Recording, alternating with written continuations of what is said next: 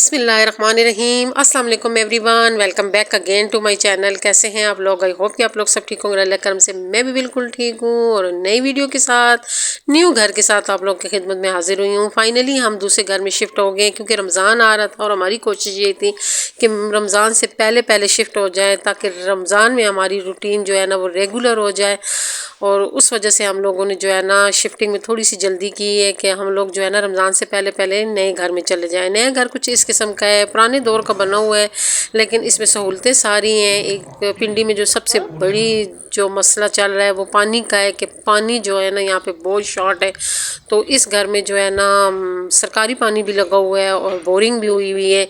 दूसरा ये कि सैन वाला घर है और आगे गर्मियाँ आ रही हैं और गर्मियों में जो होता है ना सैन वाला घर ना हो तो बहुत मुश्किल हो जाता है क्योंकि पिंडी में सब घर जो है ना तंग तंग गलियों में है और उसकी वजह से जो है ना बहुत सांस का मसला ज़ईद का बहुत बनता है।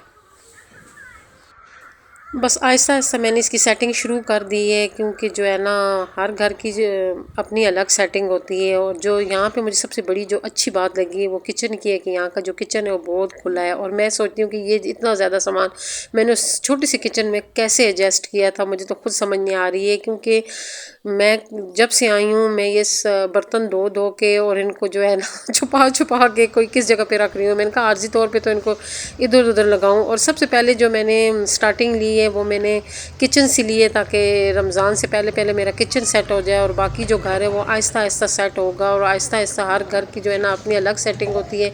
तो मैं जब सेटिंग करूँगी तो मुझे पता चलेगा कि मैंने कौन सी चीज़ें यहाँ पे यूज़ करनी है और कौन सी नहीं यूज़ करनी है और कौन सी चीज़ें मैंने नहीं लेनी है। वैसे नई चीज़ें तो हम लोग को जो रेंट पे रहते हैं हम लोगों को बहुत कम लेनी चाहिए क्योंकि एक जगह से दूसरी जगह पे शिफ्ट होना बहुत मुश्किल होता है। और फिर अगर सामान भी भारी हो तो फिर उठाना भी बहुत मुश्किल हो जाता है। फ्रिज हो गया है, वॉशिंग मशीन हो गई, माइक्रो वगैरह ये तो हमारी ज़रूरत होती है और ये तो ज़रूरी भी होता है। लेकिन ये है कि जो फर्नीचर वाला सामान है वो कोशिश यही होनी चाहिए कि हल्की फुल्की चीज़ें होनी चाहिए क्योंकि जिसका वज़न कम हो ताकि उठाने में आसानी हो। और यहाँ पे मेरे पास जितना भी सामान है ये सारा पुराना है। ये जो सिंगल बेड है मेरे पास ये मुझे अम्मी ने दिए थे। और बाकी जो सामान है कुछ मैंने नया लिया है कुछ मैंने सेकंड हैंड लिया है लेकिन ज़्यादातर इसमें पुरानी चीज़ें हैं। मेरा सोफ़ा भी पुराना है वो भी अम्मी के घर का है और बेड भी पुराना है वो भी अम्मी के घर का है। बाकी जितनी मशीनरी है वो मेरी शादी की है। और इसके अलावा जो मैंने कपड़ों वाली अलमारी ली हुई है सेफ़ अलमारी वो जो है ना मैंने नई ली थी। और इसके अलावा फिर मैंने नई चीज़ें बहुत कम ली हैं क्योंकि ना लेने की वजह ये थी कि घर बहुत छोटे छोटे हैं। और डाइनिंग टेबल तो मैंने जो है ना आप लोगों के सामने लिया है वो तो मैंने सेकंड हैंड लिया है क्योंकि मुझे उसकी बहुत सख्त ज़रूरत थी।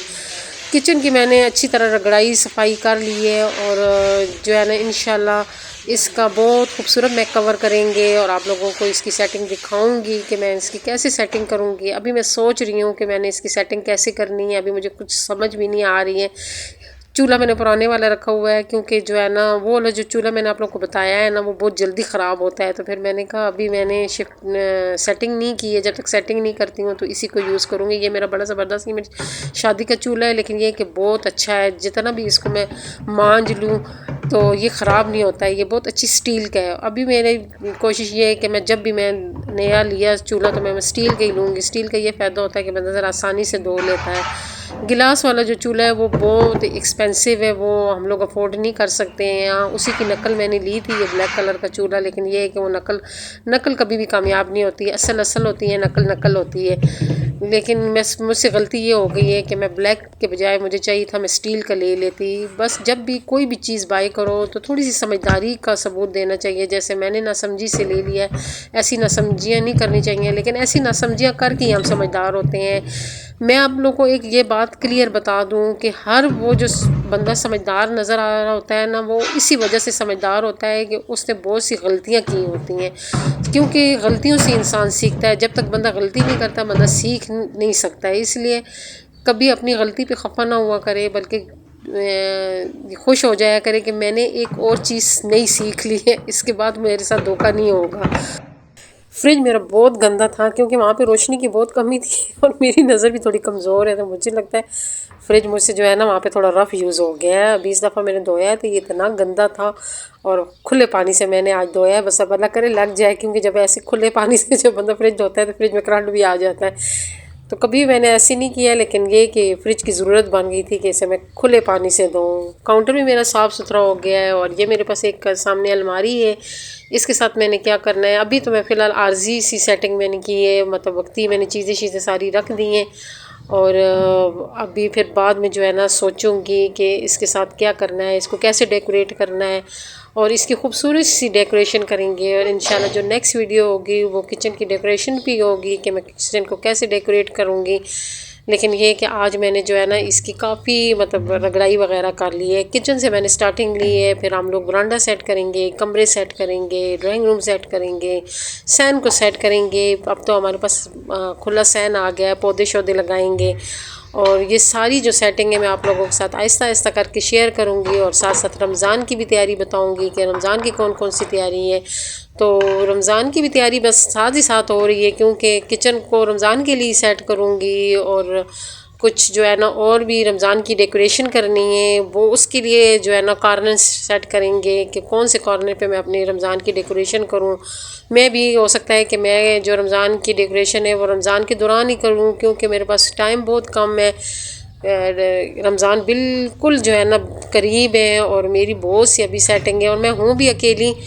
तो जब बंदा अकेला होता है तो सारे काम उसमें होते हैं, मेरे साथ कोई हेल्पर नहीं है, कोई रिश्तेदार मेरे साथ हेल्प करने नहीं आया है, मैं खुद ही सारा कुछ कर रही हूँ। और मैंने वैसे लोगों की बहुत बहुत हेल्प की है, जब भी किसी की मतलब ऐसी शिफ्टिंग होती थी और जब भी कोई ऐसा बड़ा काम होता था तो मैंने अपने दौर में सबकी बहुत बहुत हेल्प की है। लेकिन मेरी हेल्प के लिए कोई भी नहीं, मेरी जो हेल्पर है मेरी सिस्टर है, वो मुल्क से बाहर होती है, अगर वो होती तो वो ज़रूर मेरे साथ हेल्प करती, वो है नहीं है। तो बाकी तो आप लोगों को पता है कि आजकल रिश्तेदारी ऐसी चल रही है, कोई भी किसी का नहीं है, बस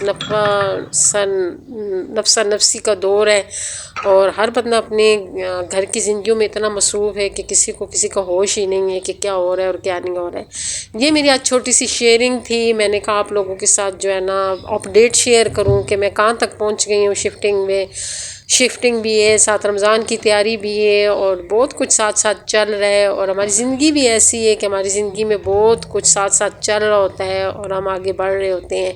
आप लोगों को मेरी आज की वीडियो कैसी लगी कमेंट करके ज़रूर बताइएगा। अच्छी लगी है तो प्लीज़ मेरी वीडियो को लाइक शेयर और जो नए लोग हैं वो मेरे चैनल को ज़रूर सब्सक्राइब कर दो। में याद रखिए, खुश रहें, बात रहें, अल्लाह हाफिज़।